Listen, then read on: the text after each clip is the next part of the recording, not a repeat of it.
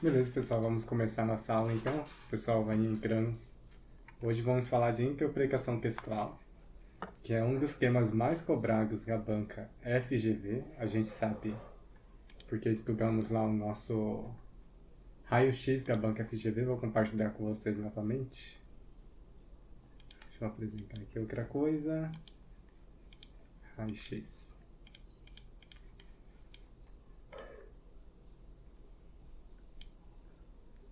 Que provavelmente apareceu já aqui. Questões de língua portuguesa. A gente estudou na primeira semana questões de ortografia, né? 34 questões que caíram em 2024. Mas pegando interpretação agora, ó, 655 questões de interpretação das 1.117 questões cobradas em língua portuguesa esse ano de 2024. Fazendo com que realmente, graficamente, aqui a gente perceba que é mais 50%, né? Das questões envolvendo aqui interpretação textual. Compreensão e interpretação de texto, a maioria das questões. E o que cai em compreensão e interpretação textual?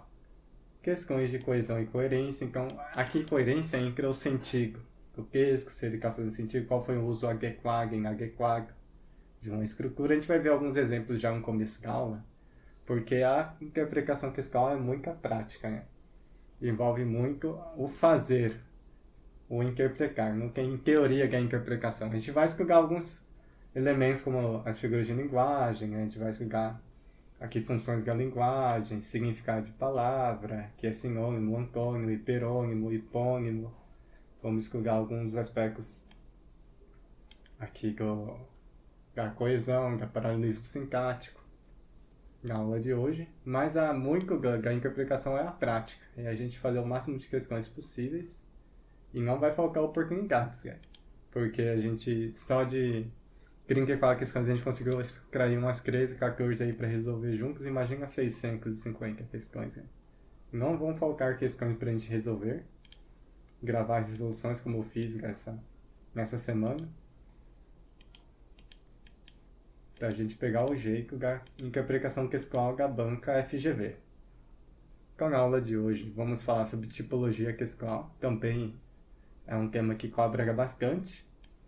Na FGV, funções da linguagem, função emotiva, conativa, fática, referencial, sinônimos e antônimos, se der tempo com locação e bilocação. A gente vai continuar essa aula também por meio na quinta-feira, né?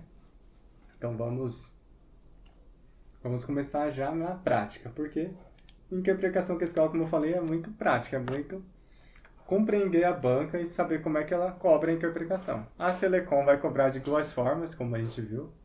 A Selecom cobra qual o objetivo do texto, ou qual é a conclusão que você tira a partir da leitura do texto, enquanto a FGV vai cobrar alguns pormenores. Então, um espectador aqui de um programa televisivo comentou: gosto dos comentários desse repórter, pois ele sabe que o tempo deve ser curto e seleciona o que é mais importante. Nesse caso, o conceito de boa expressão da linguagem é a de que se expressa de forma A. gramaticalmente correta, B. culta e elaborada, C. popular, D. adequada à situação e E. literária. Então temos aqui 5 alternativas. E muito que a gente tem que compreender aqui é que a interpretação textual não tem nada a ver com o que a gente pensa, necessariamente, e mais com o que está sendo dito no enunciado, mais o que está sendo dito no texto ou no enunciado, e muito menos sobre o que eu penso acerca do assunto que está sendo tratado, né? Então a expressão da linguagem, né?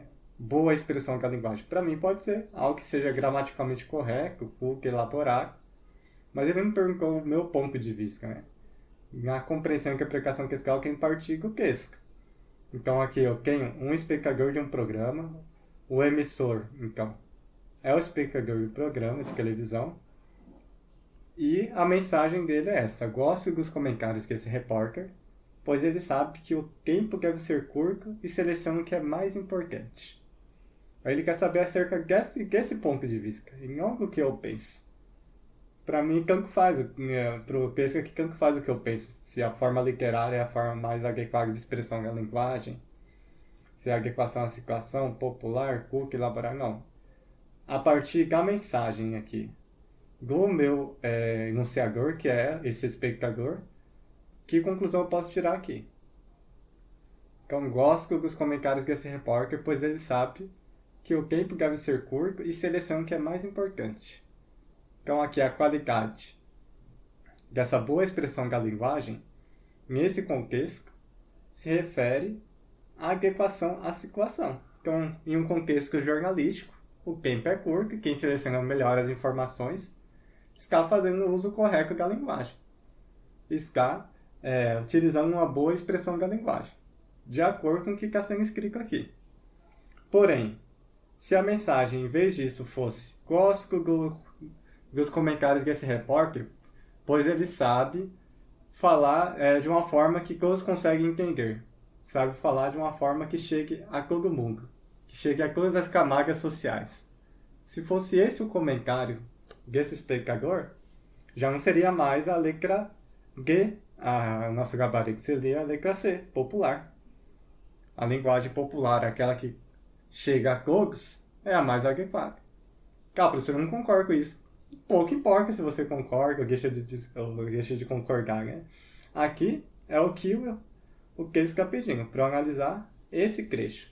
Se o trecho fosse da forma como eu falei, seria popular. Se fosse gosto do comentário desse repórter, pois eles são bem estruturados e relacionados, né? Com boas relações, com bons insights, aí já seria algo culto e elaborado.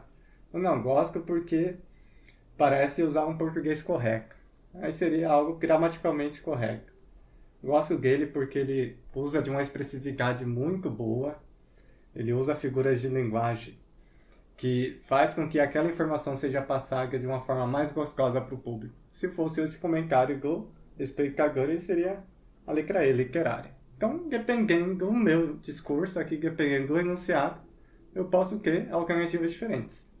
Nesse caso, em que o enunciado está falando de uma pessoa que comentou acerca da boa seleção de informações em um curto espaço de tempo, próprio do telejornalismo, ele está falando de uma adequação à situação.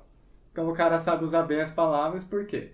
Porque ele sabe pegar o que é importante e falar o que é importante. Adequar essa situação, então. Ele não fica falando coisas desnecessárias, cheio de blá blá blá, não fica emitindo muito a sua opinião. Não, ele vai direto ao ponto.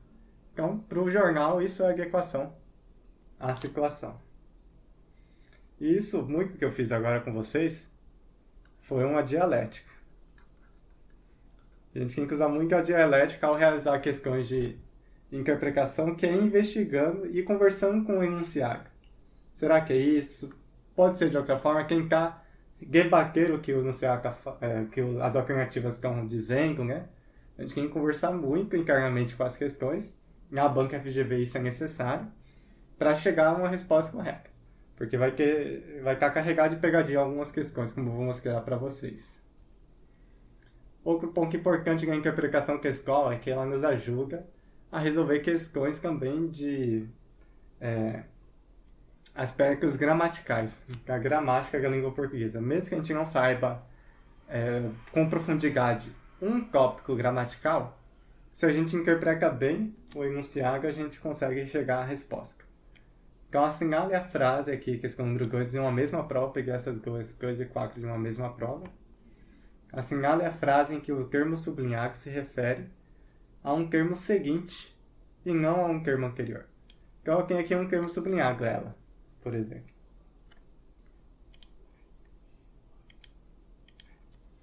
O enunciado está pedindo para eu dizer se esse ela está fazendo referência a algo posterior e não anterior. Não pratique esportes quando dá vontade, gay, até ela passar por completo. Até quem passar aqui por completo, esse ela se refere a quem? A vontade de praticar esporte. E praticar esporte aqui é antes ou depois? É antes. E ele quer o quê? Se refere a um termo seguinte e não a um termo anterior. Então, a partir dessa dialética, a partir desse enunciado, eu vou conseguir chegar à resposta mesmo que eu não compreenda bem esse ponto gramatical que eu vou falar daqui a pouquinho para vocês. Eu vou deixar aqui de desafio um pouquinho com vocês, esse aspecto aqui. A gente quer descobrir, então, qual termo sublinhado se refere a algo posterior. Aí a manga partiu aqui na frente dizendo que é a letra G. Será por que a letra G? Deixa eu ver aqui.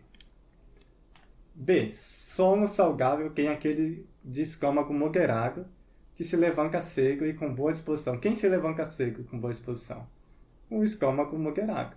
Esse que reclama o estômago moderado. Esse estômago se levanta cedo e com disposição, com boa disposição. E, consequentemente, que é um sono saudável quando a gente se alimenta bem, né? Então, esse que aqui é um pronome relativo. Esse ela é um pronome pessoal, se referindo a elementos anteriores. É a mente que enriquece o corpo. Quem enriquece o corpo? A mente. Então, esse que reclama a mente, também um pronome relativo, fazendo referência a algo anterior, não posterior. Aí o estômago é a terra onde germina o pensamento. Olha, onde germina o pensamento? No estômago. É a terra onde. Esse onde reclama a terra. Então germina o pensamento na terra do estômago, né? Que é esse onde aqui reclamando o elemento anterior, apresentado anteriormente. E o que seria onde, o que, o qual, a qual, cujo, cuja? São pronomes relativos. Retomam o elemento anterior. E na alternativa G, fecho meus olhos para ver o que os homens nem imaginam, o que os homens imaginam, né? Fecho meus olhos para ver algo, o que os homens imaginam. Esse o, está retomando algo anterior? Ver o. Fecho meus olhos para ver o. Esse o não está reclamando olhos. Esse o não está reclamando nenhum substantivo anterior. Então esse o aqui, ele vai estar apresentando algo posterior. Vai ver o que os homens imaginam. Boa noite, Caís. Esse o é um pronome demonstrativo. O que acompanha o que? Pronome relativo. Esse o aqui é um pronome demonstrativo. Poderia ser substituído por demonstrativo, deixa eu ver aqui. Por aquele, aquela, aquilo. Então eu fecho meus olhos para ver aquilo que os homens imaginam. Fez sentido essa mudança? Fez. Porque esse o equivale ao mesmo que aquele, aquela, aquilo, que são pronomes demonstrativos. Esse o cumpre uma mesma função. E digo mais, se o o fosse artigo definido também, ele também seria um elemento catafórico. Catafórico, professor? Sim, esse é o termo gramatical que a gente estuda lá em coesão referencial, tem anafórico, que reclama algo anterior. Todo mundo está sendo anafórico aqui, por reclamar algo anterior. E esse o está sendo catafórico por fazer referência a algo que vai ser dicânica, que vai ser citado. E o mais curioso é que o artigo também é um elemento de coesão anafórica, catafórica, que vai dizer algo posterior, que traz informações do momento posterior do discurso. Como assim? Se eu tenho aqui, o gato pulou a janela. Quando eu falo o gato pulou a janela, esse artigo o e esse artigo a, eles estão determinando já que após esse o vai ter um elemento do gênero masculino. E esse a vai ter um elemento do gênero feminino. Não só isso, mas também determina que vai ter um elemento no singular e não no plural. Se fosse os, já determinaria que seria um plural. Então esse artigo o aqui, ele já está fazendo um apontamento do que será vindo depois, o que virá depois. É um elemento que já traz consigo prévias do discurso, prévias do que vem, mesmo que seja ao lado dele, ele dá uma prévia. Quando eu falo o, você como ouvinte de língua portuguesa já faz um processo mental automático e super rápido de esperar, que é uma expectativa de que venha um elemento masculino. E quando eu falo o gato pulou a, parar aqui vocês esperam que seja um gênero feminino que prossega esse a. Então, vocês estão já prevendo o que virá depois. Isso é catafórico, né? Então, por incrível que pareça, o artigo é um elemento cacafórico nesse aspecto aqui linguístico, né? E esse o aqui também. Ou que os homens imaginam, esse o que está projetando algo para frente, fazendo referência, demonstrando, que é um pronome demonstrativo, apontando para algo que está posterior ao discurso. Ou que os homens nem imaginam, no sentido desse pronome relativo, o que, aí aquilo que, demonstrando algo para o posterior, que é o nosso gabarito, então, letra G. O professor C falou 5 minutos só sobre essa questão, para mostrar que é isso que a dialética é, né? A gente ficar conversando com a questão e debatendo, né, a questão aqui nesse sentido. Há uma simples pergunta que o Nissago fez. Um termo anterior ou posterior? Ele quer um termo seguinte, e não posterior. Um termo seguinte e não anterior, desculpa-me. Um termo seguinte e não anterior. Então aqui, o único que segue esse parâmetro é aqui. O restante todos estão retomando elementos anteriores. E isso também faz parte de uma interpretação textual. Eu tenho um conhecimento gramatical, mas a interpretação textual é que me facilita, mesmo que não tenha, às vezes, acesso à nomenclatura, a exemplos, poder chegar ao resultado correto. Então, a interpretação vai me ajudar para todas as questões. E acredito que é isso que a Manga quis dizer quando ela falou que tem mais facilidade com algumas questões da banca FGV pela interpretação, né? Por ser boa a interpretação. Não necessariamente porque a FGV vai ter diversas questões de interpretação como tem de fato, mas porque ela pode usar a interpretação para resolver questões de gramática também, né? Aqui, 2024, professor, apoio especializado. Leia a frase a seguir. A natureza sempre favorece os que desejam salvar-se. Professor, você não vai falar de teoria? Vou. Aqui a gente vai ter sobre tipologia textual, funções da linguagem, sinônimos e antônimos, perônimos, significado das palavras. Só como eu falei para vocês, a interpretação textual é muito prática. Então a gente tem que já começar exercitando essa aula. Leia a frase a seguir. A natureza sempre favorece os que desejam salvar-se. Assinale a proposta de modificação dos termos nessa frase que se mostra inadequada. Então eu quero achar uma transformação que eu faça nessa frase, a natureza sempre favorece os que desejam salvar-se, que seja inadequada. Aqui vai envolver tanto um aspecto da interpretação como também um aspecto da gramática. Aí, por exemplo, o termo sempre favorece. Pode ser modificado para favorece sempre. Professor, tá certo, vamos marcar, calma, ele quer a inadequada. A gente sempre tem que voltar e lembrar, inadequada, porque a gente tem uma tendência já pré-programada para os concursos a buscar a resposta correta. E a gente acha que a certa é a correta, mas aqui a correta vai ser a inadequada. Então, entre essas 5, você observa qual está inadequada. A maioria vai estar correta, então. A maioria vai estar correta. 4 corretas e 1 incorreta. Vocês já chegaram a algum ponto? Sky entre E, Maria Magalhães, não sei, acho que é E, Débora também E. Vamos analisar aqui. Então a E foi a que mais soou estranho para vocês, então marcaram aí. Vou começar de cima para baixo então. O termo sempre favorece pode ser modificado por favorece sempre. Sim. A natureza sempre favorece, a natureza favorece sempre. Eu ajo sempre assim, eu assim sempre ajo. Não muda muita coisa, né, professor? A mensagem continua a mesma. Sim. Os que poderia ser modificado por aqueles que. A natureza sempre favorece aqueles que desejam salvar-se. Sim.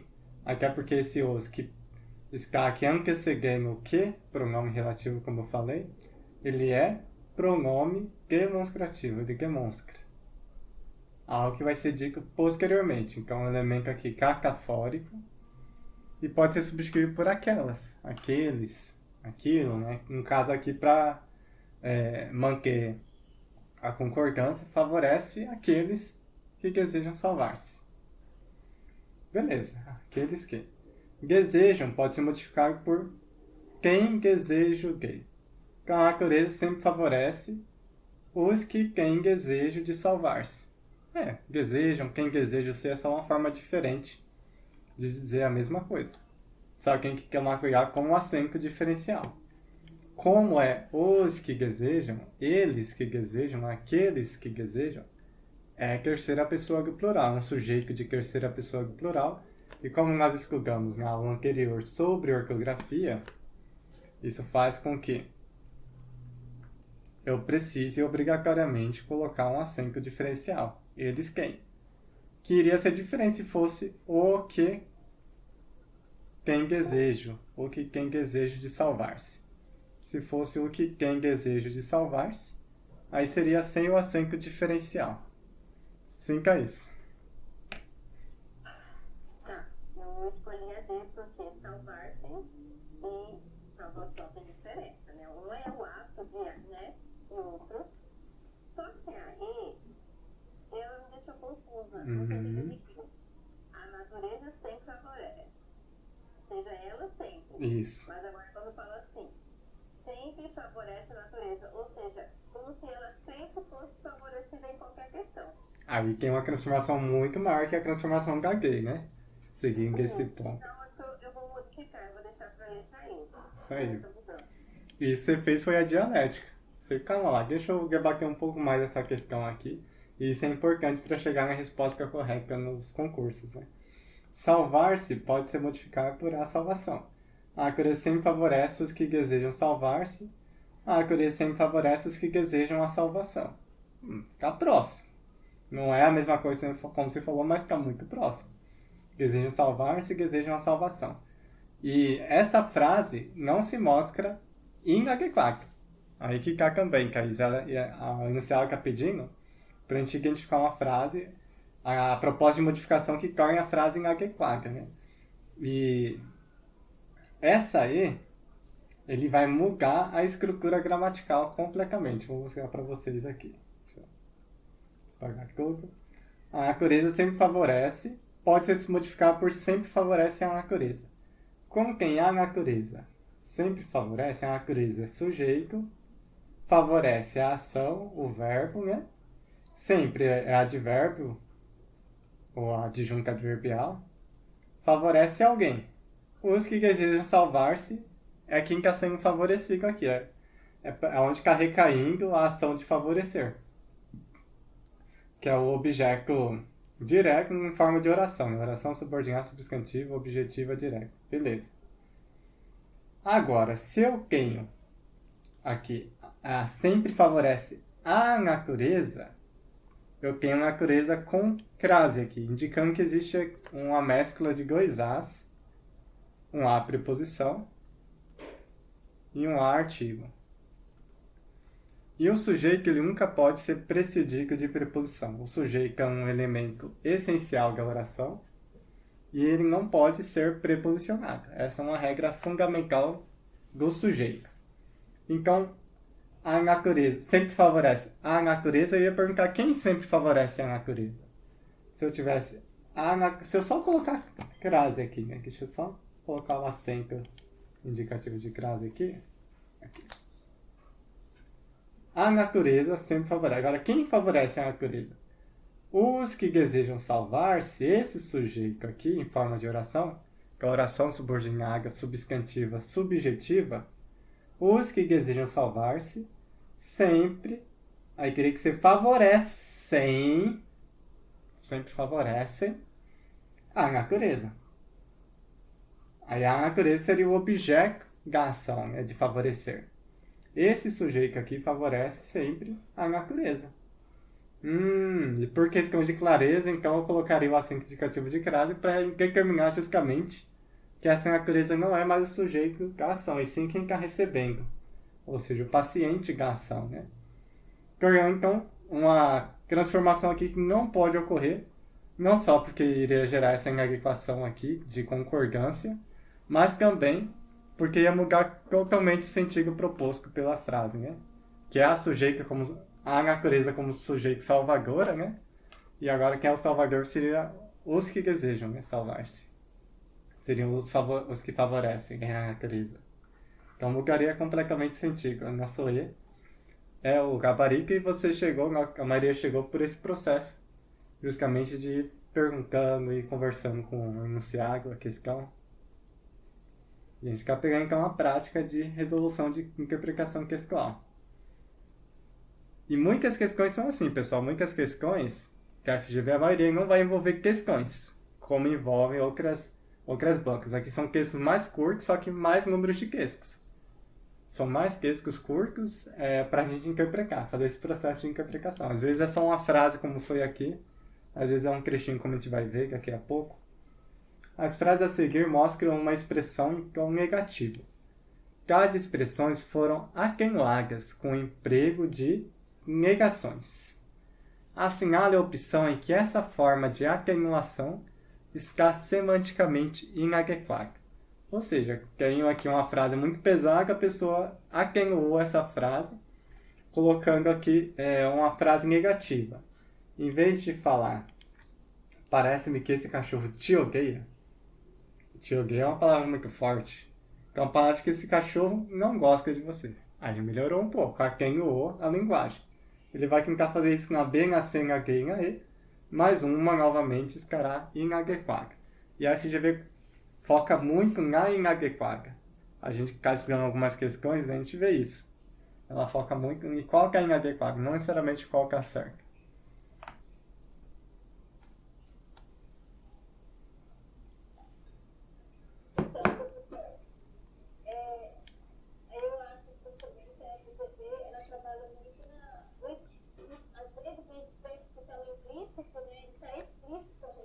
Uhum. É muita pegadinha. A gente pensa que vai fazer um escarcéu para conseguir chegar à resposta, mas cai na cara. Essa aqui cai na cara também. É isso, tem algum comentário, alguma pergunta? Sim, Douglas, aqui no caso, proibiram-nos sair da cadeia. Se são presos, eles precisam ficar presos. Só que aqui não tem como não entrar na cadeia. Muito bom. Não tem como. É algo ilógico. Sim, aqui ele pecou nisso, porque se proibiram-nos de sair, é porque a gente fica lá dentro. Se a gente ficar lá dentro, não tem como proibir de não entrar na cadeia. Proibiram-nos de não entrar na cadeia seria o contrário de proibirmos de sair da cadeia, já que sair indica que eu já estou lá dentro. Se eu já estou lá dentro, não faz sentido a negação ser não entrar na cadeia. Né? De restante, foi bem sucedida essa transformação, como a C. Parece-me que a vítima vai morrer brevemente. Aí se eu não explicar uma pessoa falar isso, nossa, é terrível, né? Morrer brevemente. Não vai viver por muito tempo. Ainda tá ruim, mas pelo menos eu tiro a palavra morrer, que tem uma carga negativa muito grande, por viver. Não vai viver. A cama do hotel era desconfortável, mas você é um babaca, né? Você foi lá, dormiu e ainda tá reclamando. Calma lá, então. A cama do hotel não dava conforto suficiente. Aí, beleza. Aí atenuou um pouco. Aí você chegou lá na recepcionista e falou, não deu conforto suficiente. Foi mais sensato na linguagem. A feijoada está azeda. Imagina se um restaurante fala isso. Não. Ela não está fresca. Traga-me alimento fresco do dia. Então, não está fresca é mais atenuado que está azeda. Então você teve essa atenuação com a linguagem e a B não aconteceu isso. Né? Realmente gerou uma incoerência aqui devido a esse proibirmos de sair da cadeia. E o termo que deveria ser descarregado é proibiram, que é uma palavra mais forte. Né? Proibiram. Aí sim faria sentido. Não permitiram, não deixaram. Proibiram é uma palavra muito forte. Né? Mas ele selecionou sair e não colocou nada que atenue a linguagem de sair, até porque sair não é uma palavra forte. Nesse sentido, né? Não tem que ser atenuada. Então aqui em nosso gabarito letra B, vocês pegaram rápido essa. Vamos falar de algumas teorias, então, que elas vão fazer questões, daqui a pouco elas voltam. Isso a maioria já conhecem, a tipologia textual. Refere-se à forma como eu organizo o meu discurso. Então, enquanto falante de língua portuguesa, enquanto falante, eu tenho algumas escolhas lexicais a fazer com a língua portuguesa. E são escolhas limitadas. Ou seja, eu tenho o tempo, por exemplo, presente, passado e futuro, certo? Eu não consigo criar um novo tempo verbal e inovar em um tempo verbal, criar um novo tipo textual para englobar um novo tempo verbal. Então, pelo que eu tenho, presente, passado e futuro, eu começo a estruturar a minha linguagem a partir desses elementos presentes na língua, né? Não tem como inovar, criar um novo tipo textual. Por isso os tipos textuais são poucos. Narrativo, descritivo, dissertativo, que é expositivo, dissertativo expositivo ou dissertativo argumentativo, né? Que ele misturou as duas, a inteligência artificial Gemini aqui que fez isso. E injuntivo é aquele texto instrucional, né? Mas enfim, são aqui essas possibilidades de tipologia disponíveis para mim. Os gêneros textuais, que são esses exemplos aqui, aí eles são em maior número. Os gêneros textuais são em centenas, milhares. Então, o texto narrativo, por exemplo, ele vai utilizar o tempo verbal pretérito, principalmente, passado, com o objetivo de contar uma história, de narrar. Então, para narrar, eu vou usar muito o verbo no passado. Aconteceu, cheguei, parti. Aí eu posso ter diversos gêneros textuais narrativos para contar essa mesma história. Posso contar uma história de uma forma breve, conto, então meu dia. Eu posso contar meu dia para vocês em formato de conto, eu sendo um personagem, e em narrador de primeira pessoa.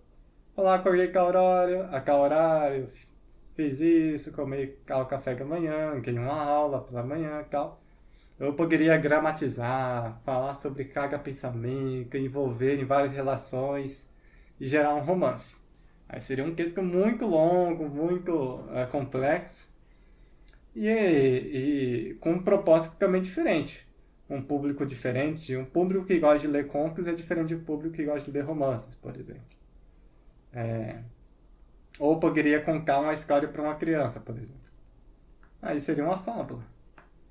Envolvendo personagens, caricaturas, né, meio do aspecto infantil imaginário, do conto de fadas. Depois você manda o Pix aí pra mim. Beleza, Isaura? Essa aula vai ficar gravada, né? Vai. Porque eu tô no compromisso agora. Aí o senhor manda pra mim, por favor, que eu não vou poder assistir a aula. Beleza, Isaura. Não esqueça de ver a gravação depois. Sim, eu vou vir. A fábula, então, é esse conto feito para as crianças que tem uma moral, um objetivo próprio para o campo infantil. Mas se é um campo agora mais infantil, juvenil, ou se é um campo mais especializado, mais adulto, com um propósito humorístico, trazendo uma crítica social, eu posso ter um contexto cotidiano, eu posso ter então uma crônica. Aí a pessoa que lê crônica vai ser diferente da pessoa que lê conto, vai ser diferente da pessoa que lê HQ, que vai ser diferente da pessoa que lê meme, por exemplo. E meme é uma história.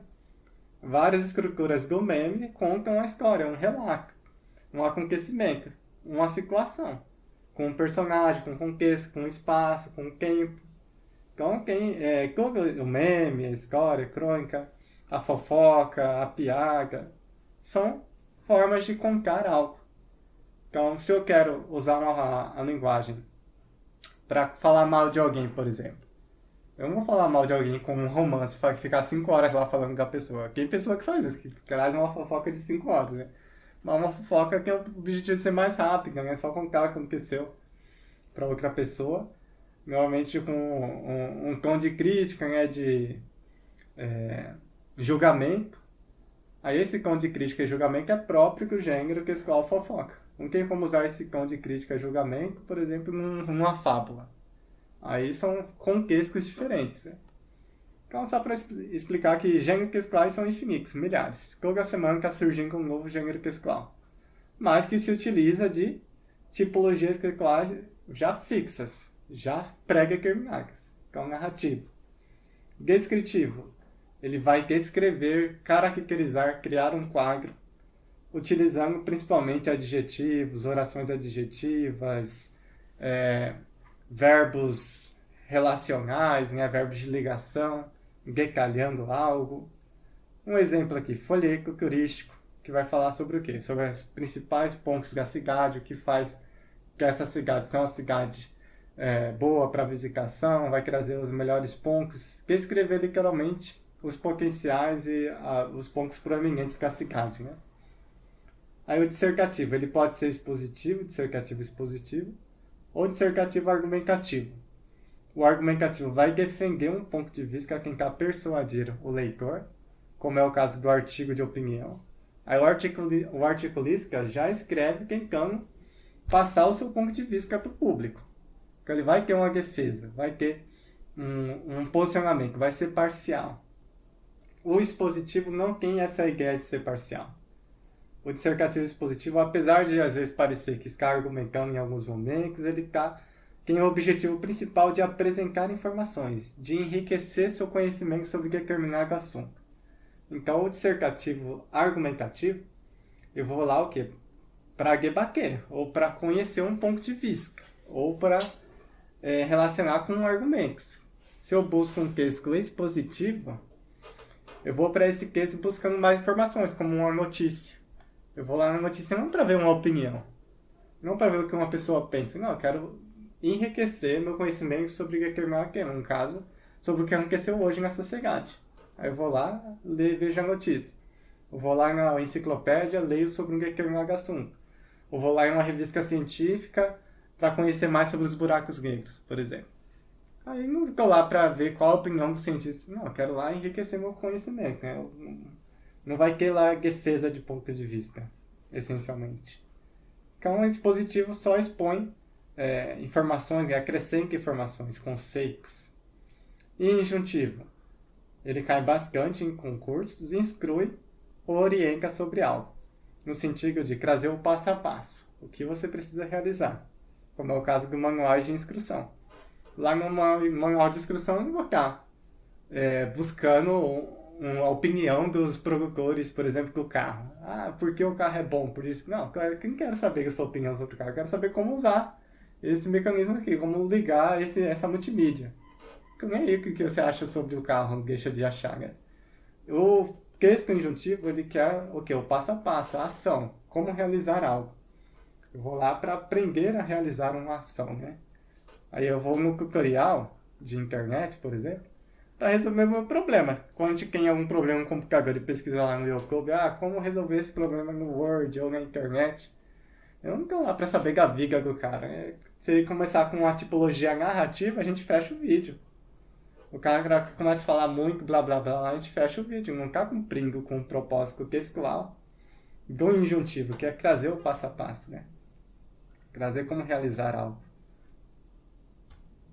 Aqui vamos uma questão para colocar isso em prática. Em 2024, auditor de contas públicas, auditoria contábil e finanças. Nas opções abaixo, há a indicação de um tipo de texto, suas marcas essenciais e exemplos desse texto. Lembrando que tipo de texto não vai ser charge, HQ, conto, não. Gênero textual é isso, tipo de texto é tipologia. A FGV coloca tipo de texto para tentar pegar o pessoal, né? Então, tipo de texto, tipologia, suas marcas essenciais e exemplos desses textos. Aí os exemplos são os gêneros textuais. A opção em que os exemplos de textos citados correspondem ao tipo inicialmente apontado é: aí tem injuntivo, indicação de ordens, conselhos, receitas. Explicativo, fazer compreender algo, romance policial. Argumentativo, defesa ou ataque de uma ideia. E texto horóscopo. Aí vai ter cada um, né? A gente tem que achar qual é a correta.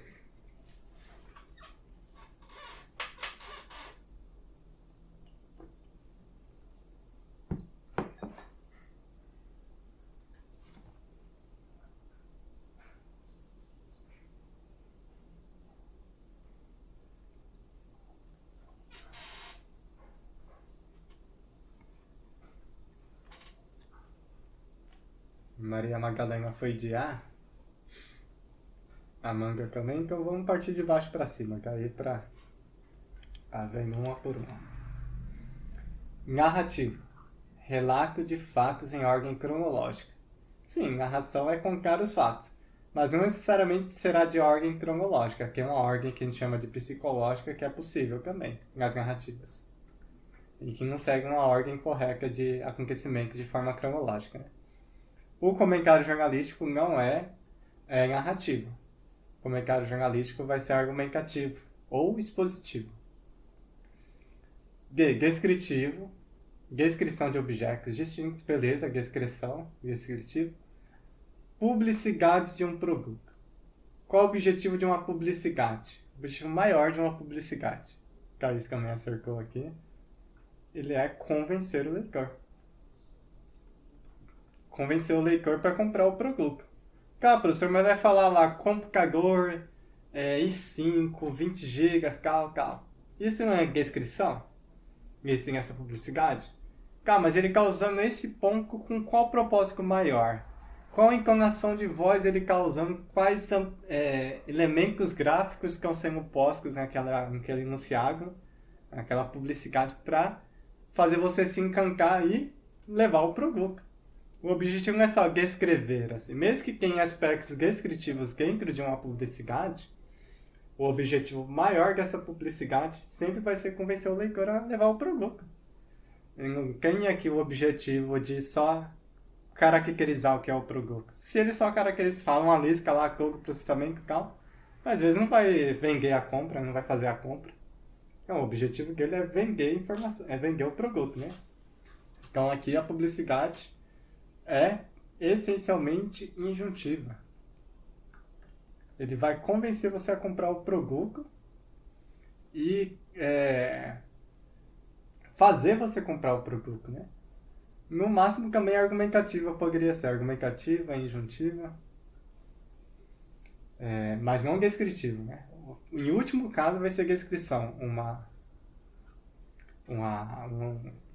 publicidade. Provavelmente a publicidade que compra esse produto, né? E receba isso. Aí vai ter uma descrição que você pode receber. Mas o objetivo maior é fazer você comprar. C. Argumentativo. Defesa ou ataque de uma ideia, beleza, isso é argumentar. Mas horóscopo não é um texto argumentativo. Horóscopo é um texto injuntivo. Ele indica o que você precisa fazer no seu dia baseado nos astros, baseado no seu signo. Então, às vezes, você vai ter que perdoar uma pessoa, você vai ter que fazer novos negócios. Tudo isso é uma tipologia injuntiva. Você vai lá para ter uma instrução do que fazer no seu dia. B. Explicativo, fazer compreender algo. Explicativo não tem, pessoal. Narrativo, descritivo, dissertativo, argumentativo, dissertativo, expositivo e injuntivo. Não tem tipologia explicativa. Essa a gente já descarta por não haver essa tipologia da carga aqui no nossa gramática, né? Então fica a letra A, injuntivo, indicação de ordens ou conselhos, receita. Assim, a gente vai na receita lá para saber como realizar um produto. Então pegue 200 gramas de açúcar, separe a clara da gema, bata no liquidificador por tantos minutos, enfim, vai estar lá passo a passo com conselhos ou ordens, né, dentro de uma receita. Beleza. Aqui coube. Entre os fragmentos textuais listados a seguir, assinala que ele deve ser classificado como descritivo. Então aqui eu quero saber qual é o descritivo. Não há limitação maior do que você pensa, nunca tenha medo de sentar-se um pouco e pensar. Mude seus pensamentos e você mudará o mundo. É impressionante que você não consegue concluir uma pergunta. O aparelho de fax, máquina que permite uma pessoa a montanha trabalhem na nossa mesa.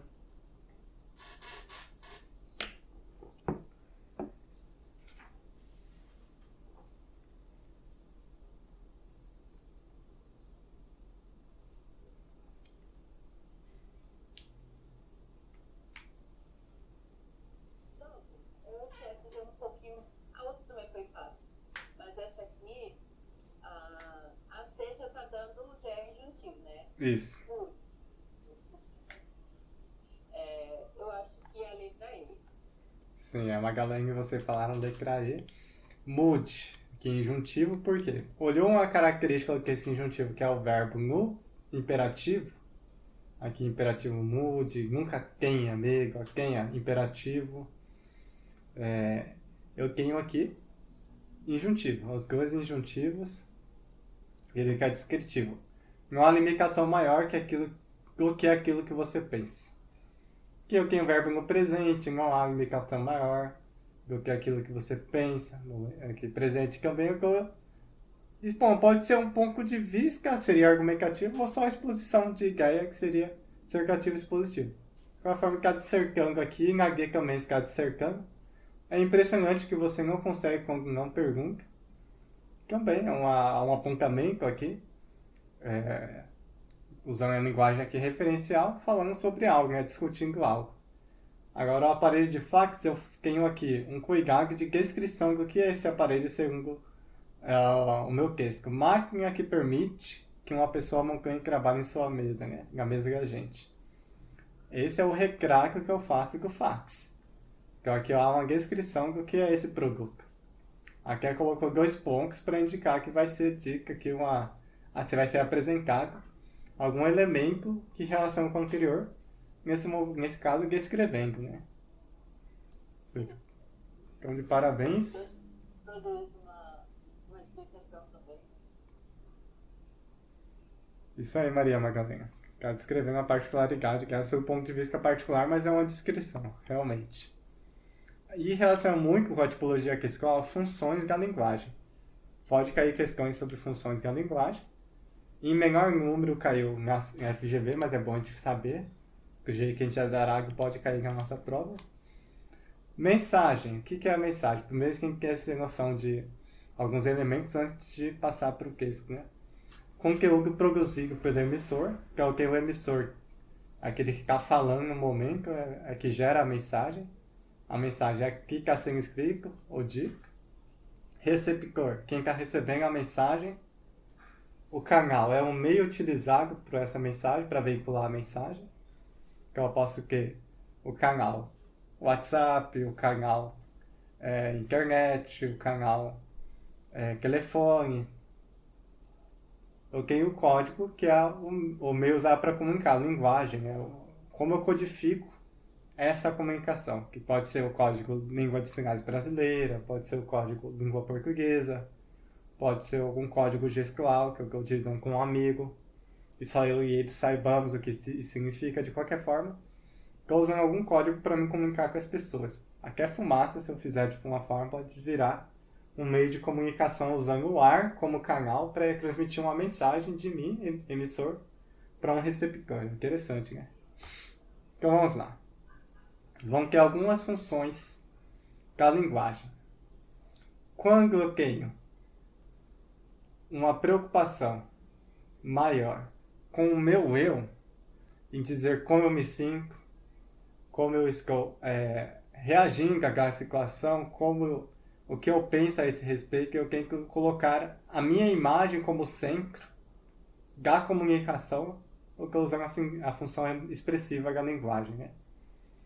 Quando eu estou, em vez de buscar eu como centro da comunicação, busco a mensagem como centro da comunicação, começo a rebuscar a mensagem demais, criar figuras de linguagem, relações de sentido complexos na linguagem, começo a trabalhar na linguagem, na própria mensagem, né, para a mensagem ficar o mais perfeita possível.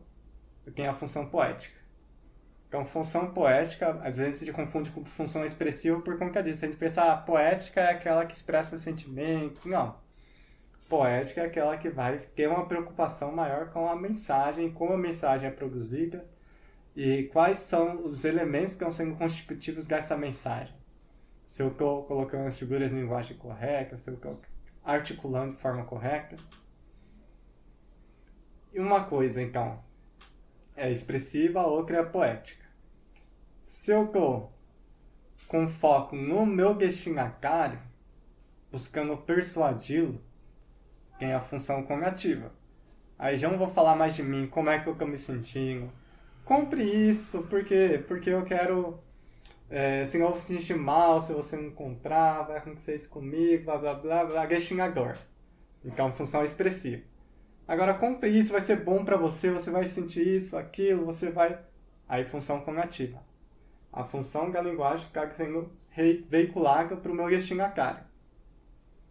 Se eu estou agora sem estar focado no meu eu pessoal, que seria expressiva, sem focar na mensagem, que seria poética, sem focar aqui no meu destinatário, que seria conativa, mas sim apenas no assunto, apenas no que está sendo dito, função referencial. Função referencial é o tipo textual dissertativo, expositivo. É você dissertar sobre as coisas, falar sobre algo. Você usa a função referencial da linguagem, você vai falar sobre um elemento, sobre um assunto. Vamos falar sobre política aqui. Aí vamos dissertar. E para isso a gente vai utilizar a função referencial. Essa função referencial vai fazer referência à política e expandir nosso conhecimento sobre esse assunto. Agora, se eu quero utilizar a linguagem para estruturar a linguagem, como eu estou fazendo exatamente agora, essa aula, ela está tendo principalmente a função metalinguística. A minha fala expressa uma função metalinguística porque eu estou utilizando aqui elementos da função da linguagem para explicar a função da linguagem. Então eu trouxe exemplos, fiz encenações, isso é função metalinguística. Quando eu utilizo o próprio código para falar sobre o código.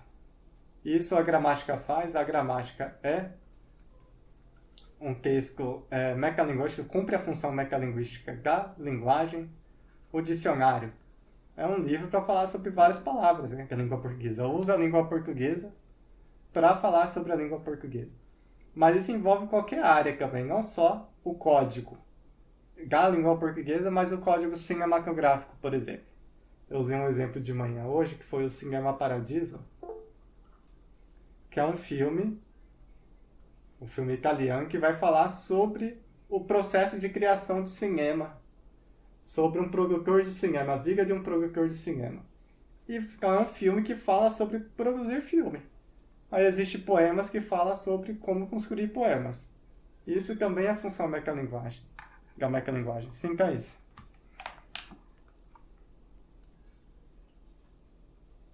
Um exemplo clássico é o video show, né? Usar o meio para explicar sobre os bastidores. Essa é interessante. Eu não assisto muito vídeo show, mas é interessante isso aí. Não, Douglas, na verdade, há muito tempo já deixou de passar. Há muito tempo. Mas falar dos erros de gravação é gravar uns erros de gravação e mostrar na gravação os erros de gravação. Isso é metalinguagem também. Então essas são as funções da linguagem essencialmente. Função referencial. O objetivo principal é informar, referenciar algo, então textos jornalísticos, utilizando a tipologia, então, expositiva. Mas uma definição, uma coisa é tipologia textual, então a forma de organizar o discurso. A função da linguagem é o seguinte, é como se fosse o que objetiva, que eu tenho uma função da linguagem. Essa função objetiva eu estruturar meu discurso de uma forma expositiva para informar ou referenciar algo. Então, parte de uma ideia. A ideia é a função da linguagem. Por eu ser dotado de pensamento e organizar mentalmente uma ideia, eu utilizo uma tipologia específica para produzir um texto no mundo, né? Mas ou ele vai cobrar função da linguagem, ou ele cobra tipologia textual. Eu estou colocando os dois juntos aqui. Mas ou ele vai focar em um e outro. Não tem como ele focar nos dois ao mesmo tempo. Então, a função referencial, que é o objetivo de informar, referenciar algo, texto jornalístico. A tipologia expositiva. Emotiva.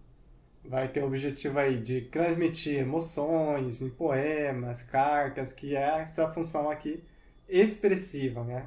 Essa expressiva é emotiva também. Expressiva e emotiva. Então, nos poemas, nas cartas, eu vou falar muito dos meus sentimentos, né? Tentar fazer o leitor chorar aí. Aí pode ser descritivo, choramingar lá, falar como foi meu dia, aí, juntivo, argumentativo. Poético. Tem aí a função da linguagem, a forma de transmitir a mensagem, tentar rebuscar o máximo possível a mensagem. Obras literárias no geral, né? Narrativo. Fática. Estabelecer comunicação. Essa é interessante aqui. Eu não falei muito dela aqui, né? Função fática aqui, ó. o contato entre o código, o destinatario e o destinador, né? Quando o destinador utiliza o código para tentar estabelecer uma conexão com o destinatário, eu tenho aqui a função fática.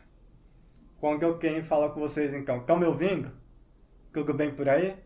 Ou vocês estão me ouvindo bem? Toda vez que começa a aula eu pergunto, vocês estão me ouvindo bem? Aí vocês dão um joinha. Isso é função fática. Eu estou utilizando o código para verificar se o nosso canal de comunicação está funcionando corretamente. Aí eu pergunto, entendeu? Ou ouviu? Ou a ligação de telefone, alô? Oi? Está me ouvindo? Isso é a função fática. Assim que é isso.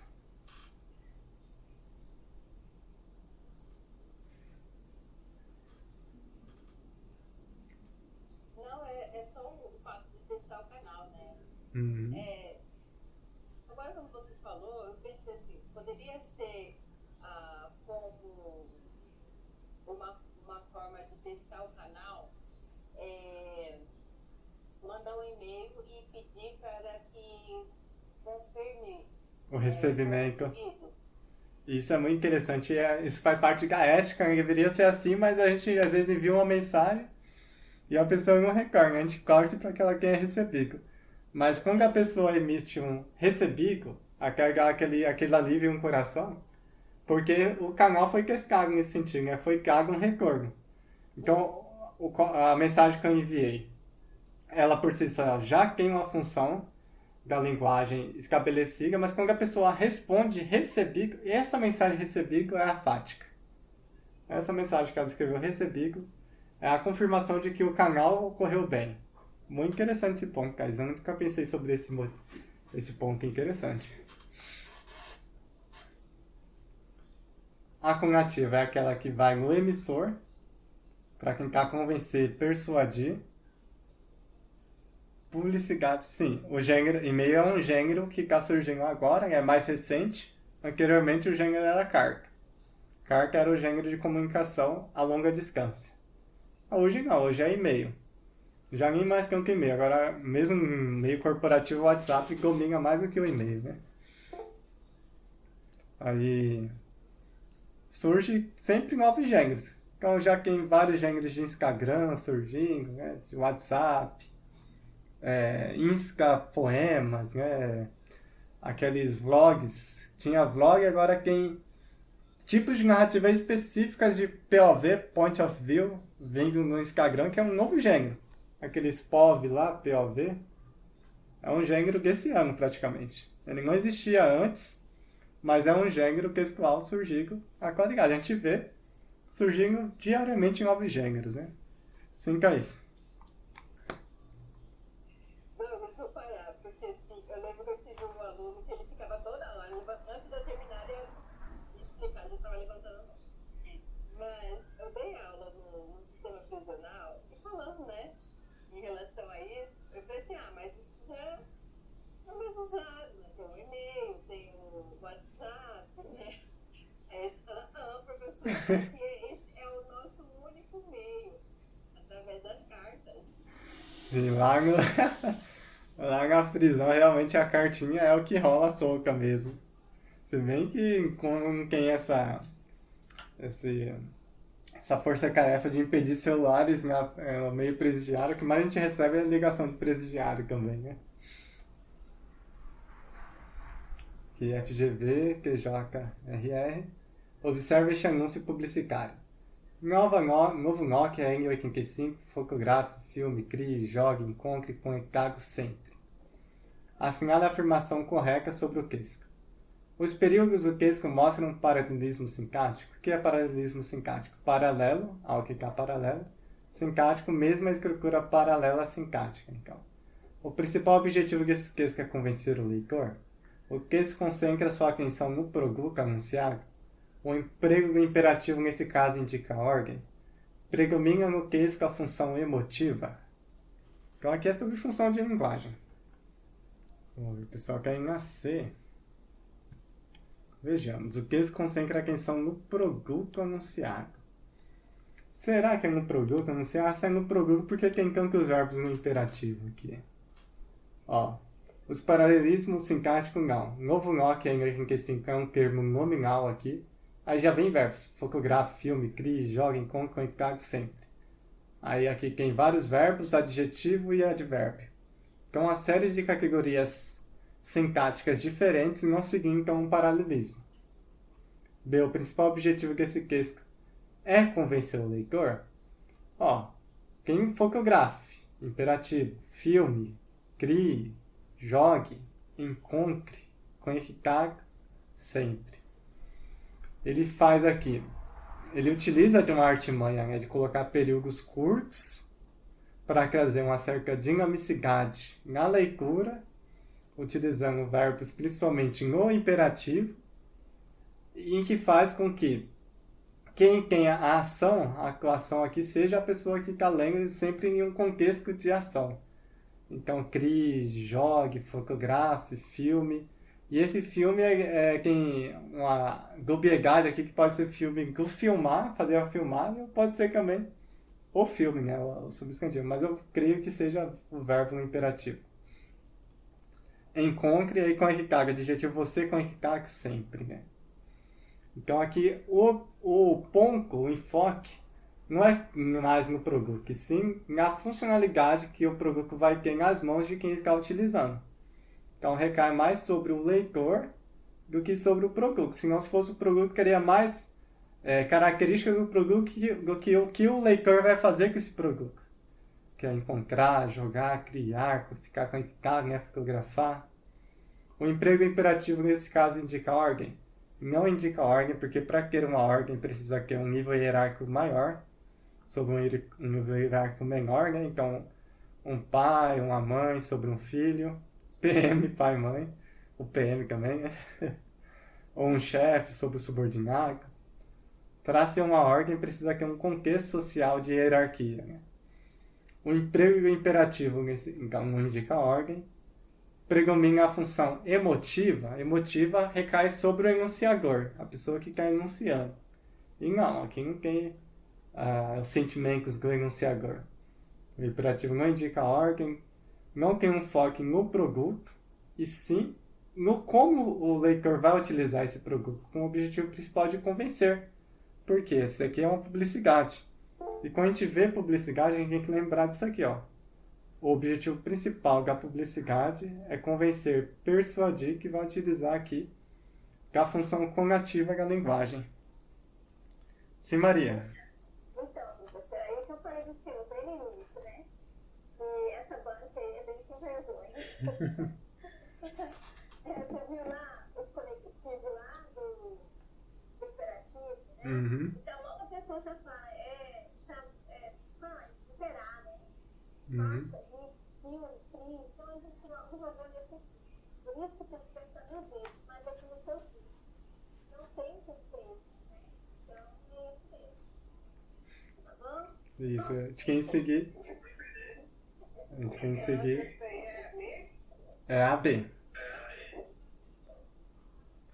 O principal objetivo é convencer o leitor, utilizando aqui a função conativa da linguagem, utilizando principalmente aqui num texto que a publicidade, né, verbos aqui no imperativo. 2024, auditor de contas públicas, texto 3. A função da linguagem predominante no texto 3 é metalinguística, pois explica a origem do vocábulo pão; emotiva, pois mostra opiniões pessoais de quem escreve; poética, pois constrói o texto com preocupações estéticas; referencial, pois fornece dados reais sobre a história do pão; conativa, pois tenta convencer o leitor sobre a informação dada. Aqui é perigoso, porque todas estão corretas. O que é metalinguística? É realmente usar a linguagem para expressar algo sobre a linguagem, né? Emotiva é realmente trazer o meu eu, né? O meu eu como centro. Poética é focar na mensagem, né? Trazer ela o mais estético possível, o mais bem estruturado possível. Referencial é fornecer dados, informar, expositivo. E conativa é convencer o leitor. Agora, o que cabe a vocês é ler o texto aqui e responder corretamente, porque as alternativas estão corretas quanto a origem mas o que quem vai dar a resposta, né? De origem ainda incerta, o pão base da alimentação de quase totalidade dos seres humanos é conhecido desde o período neolítico. Inicialmente era feito de grãos de cereais triturados com pedras, amassados com água e colocados sobre pedras quentes ou debaixo das cinzas para assar, o que resulta em um pão achatado, duro e seco. Então, um trechinho aqui falando sobre pão. Vocês acham que essa função da linguagem empregada nesse texto sobre pão é metalinguística, é emotiva, é poética, é referencial ou cunhativa? O que deu origem a esse pão aqui, a esse texto? Essa é boa. Referencial. Tá fazendo referência, expandindo seu conhecimento, dissertando sobre a origem do pão, utilizando então uma linguagem referencial, a função da linguagem referencial. Ela tem a função então de ser uma enciclopédia, de trazer mais informação, você sair com mais conhecimento do que você entrou. Então aqui, referencial. Vamos a alguns pontos. Agora, sobre as palavras, sinônimos e antônimos. A sinonímia trata de palavras diferentes, diferentes na forma, mas com sentidos iguais, ou semelhantes, ou aproximados.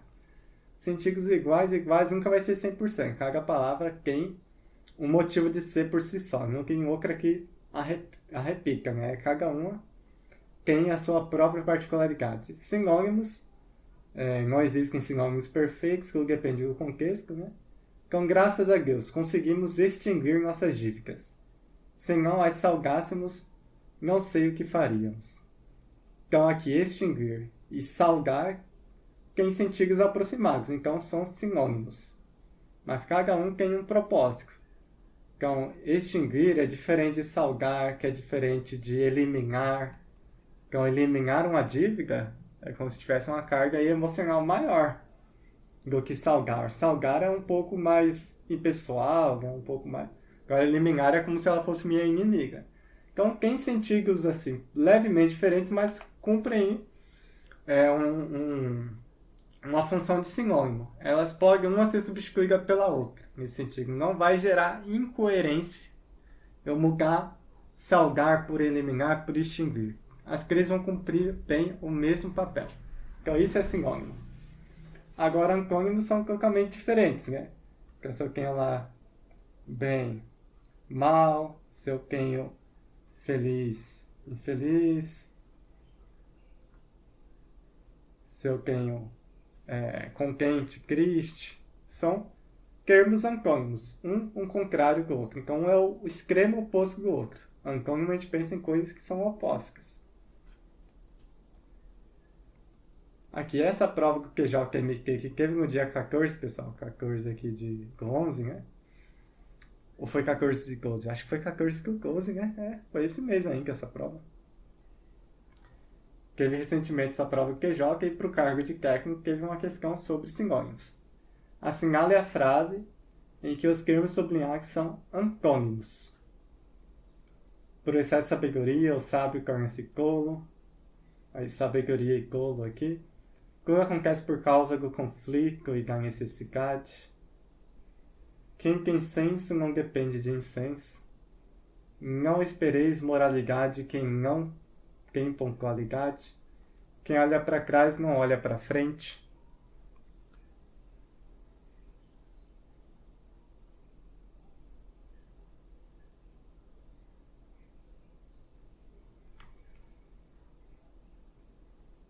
Essa aqui está um pouco mais claro para nós, mas eu vou passar pela A que é aí, aqui, ó.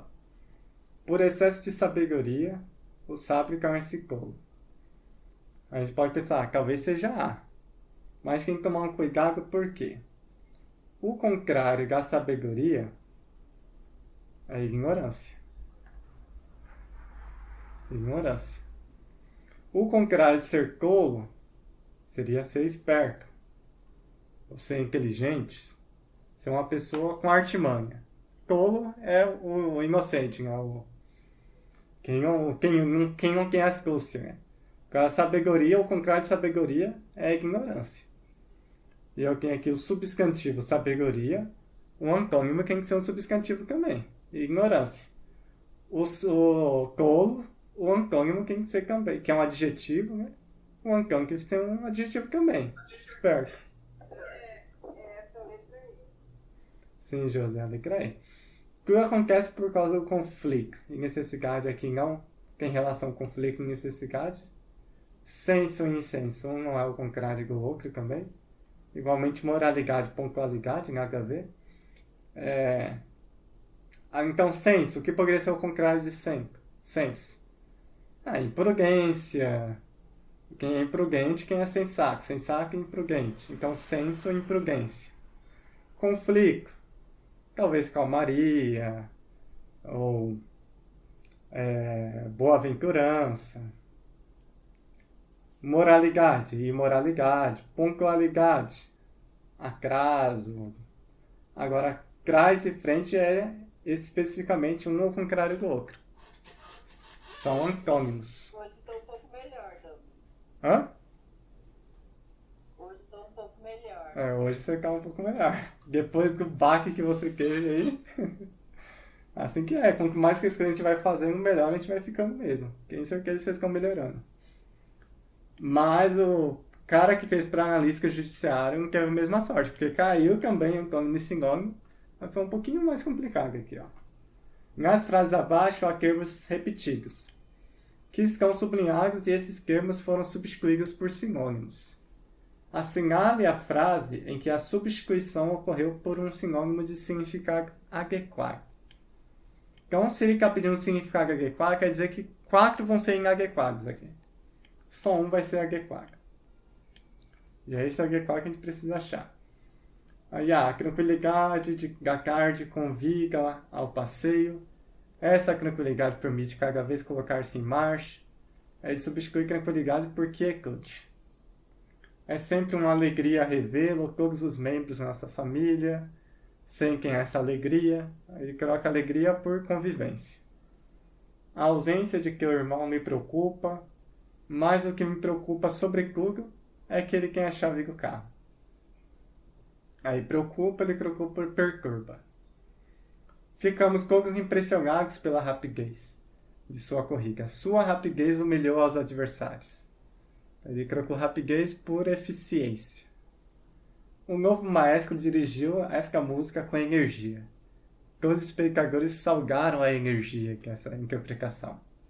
Aí substitui energia por gestualidade. Então a gente tem que saber. 4 vão estar errados e 1 vai estar certo. Essa é a FGV.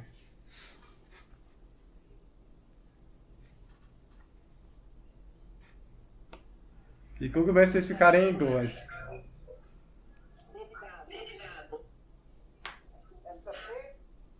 Talvez. Melhor você ficar entre 2 primeiro. Reflita qual é uma outra que você pode ficar em dúvida, entre 2. Porque aqui a maioria vai estar incorreta. A Maria Magdalena está entre D e E. Rapidez e eficiência. E energia e gestualidade, ele quer sinônimos.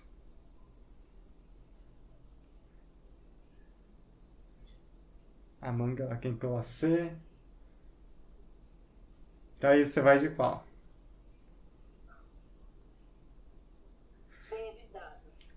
Que bom, agora eu sei que todos erraram.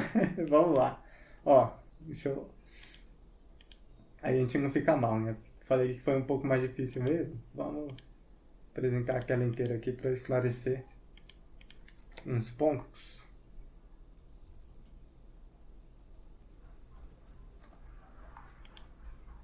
Aqui compartilhar aquela inteira.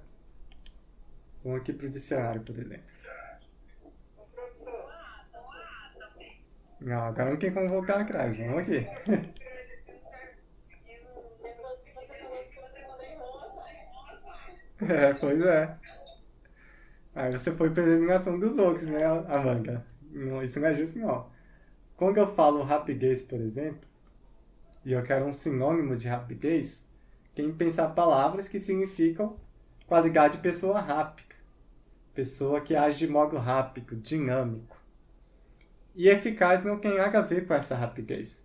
Quando eu vejo sinônimos aqui de rapidez, o que me traz? Presteza, velocidade, celeridade, ligeireza. Aquela pessoa que é veloz, que é ligeiro, que é rápido, que é... Então, traz essa questão de movimento, não necessariamente de eficiência. Se eu venho em eficiência aqui agora, é outra palavra.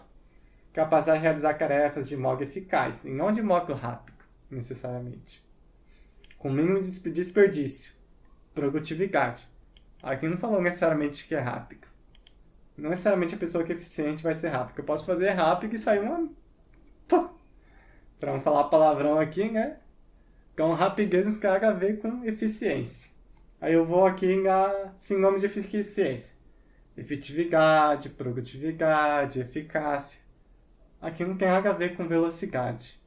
Então, quando a questão pediu aqui o sinônimo, e a maioria acaba errada, um desses é a rapidez. A rapidez não tem a ver com eficiência. E ao esclarecer um pouco esse ponto pra gente, já fica claro que a energia também vai ter nada a ver com gestualidade. Gestualidade é uma coisa e energia é outra coisa, que vai encaixar em outros contextos. A energia, ser enérgico, ter vitalidade. Tudo isso, vitalidade, energia, tem o mesmo sentido. Agora, gestualidade já não tem esse mesmo sentido de energia. A mesma coisa com alegria e convivência.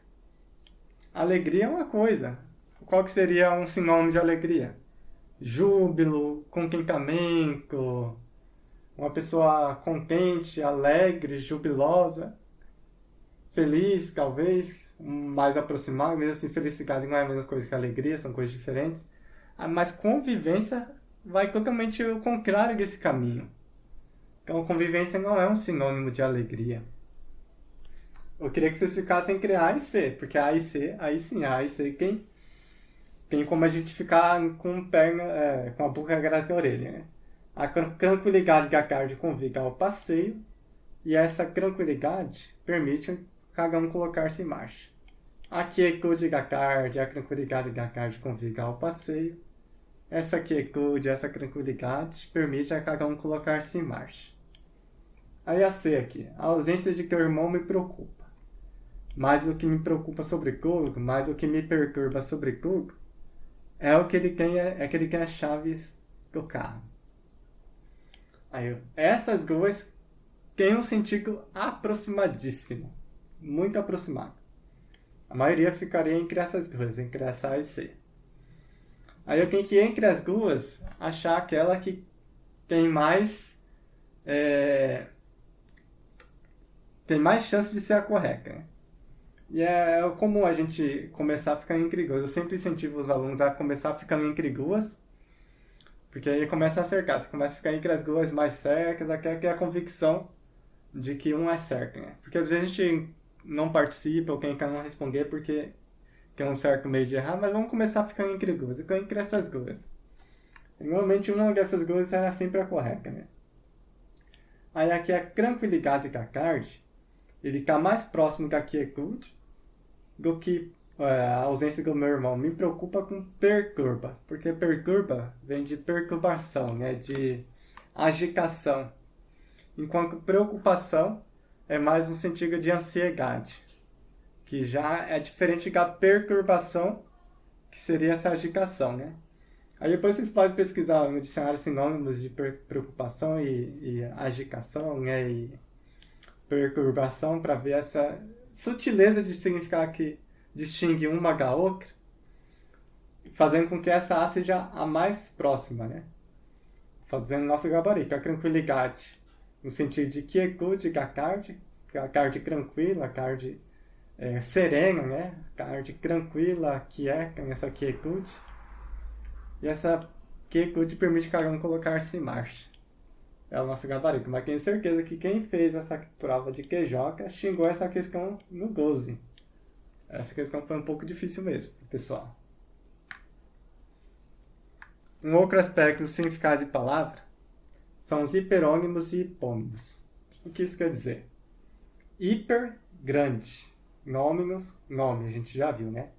com nomes que se referem a algo maior, a uma categoria maior. Hipo, de hipossuficiente, nome. Então, algo que tem uma categoria menor, uma subcategoria. Como assim, professor? Eu posso ficar falando, cavalo é um animal que ajudou o ser humano muito.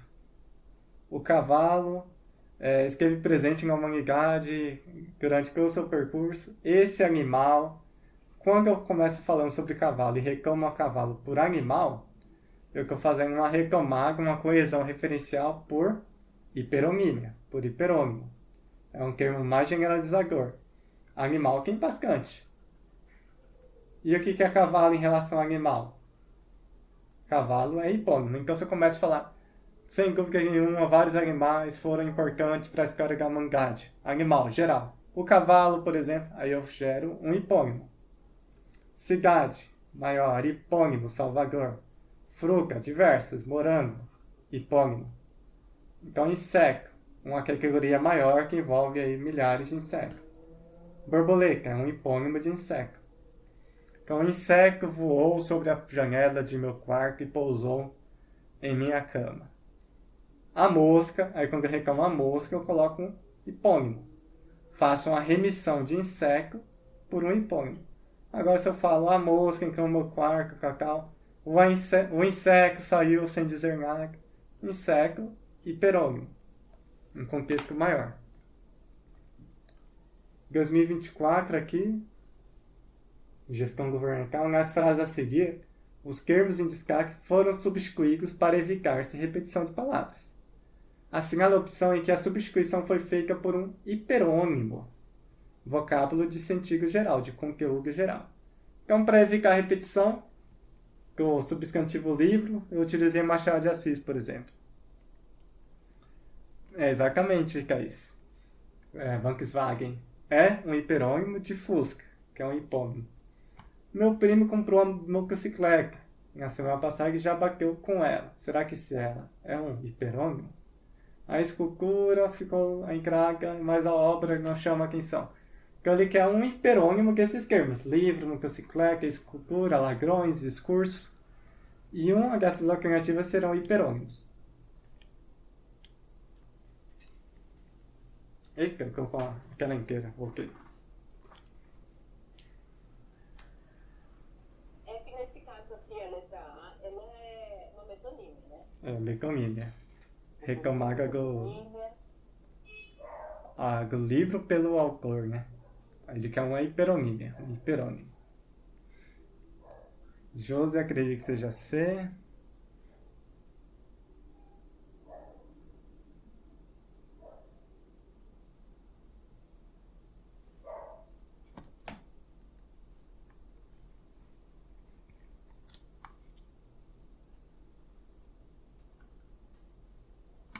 Começar de baixo para cima, cara.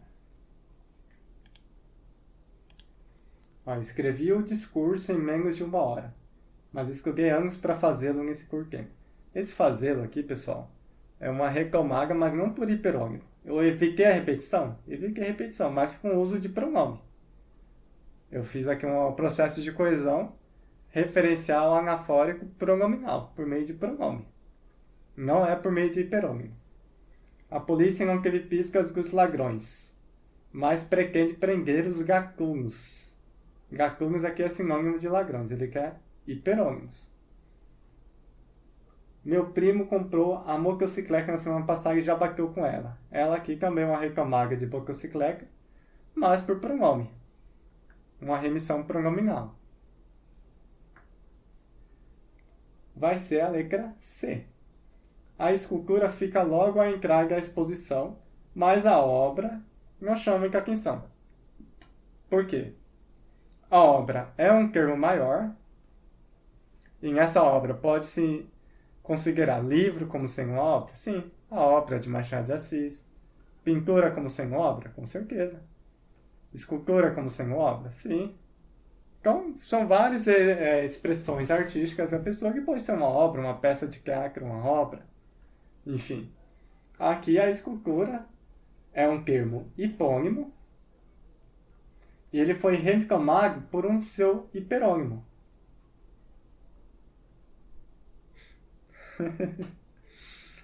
Essa C aqui temos o hiperônimo. A obra é uma remissão maior, é como se fosse um animal aqui. Inseto, maior. Aí borboleta, uma parte desse inseto, mosca, uma parte desse inseto, mosquito. Aqui animal, cavalo, aí cão. Então vários animais estão aqui entra aqui essa relação. Aí obra, a mesma coisa. No caso a pintura, a escultura são hipônimos dessa obra maior que é hiperônimo. 2024, que Joca, a última questão nossa. Assinale a frase em que o termo sublinhado está reclamando por um hiperônimo e não por um sinônimo. No caso, foi qual letra, professor? Aqui foi a letra C. C? Isso. Tá bom. Escultura sendo reclamada por obra. Aqui ele quer um hiperônimo e não um sinônimo. Então pode ter certeza que a maioria vai ser sinônimo e um deles vai ser hiperônimo. E aí?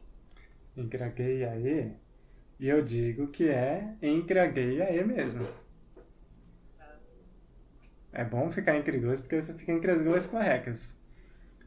Agora, Thaís, a missão mais difícil é marcar a certa entre as duas. Com certeza você vai marcar errada. Mas pensando em relação à outra, a passada, é quadros e pinturas, Beleza. certo? Então vai ser a letra I. Então vai ser a letra Q. Por quê? Por quê?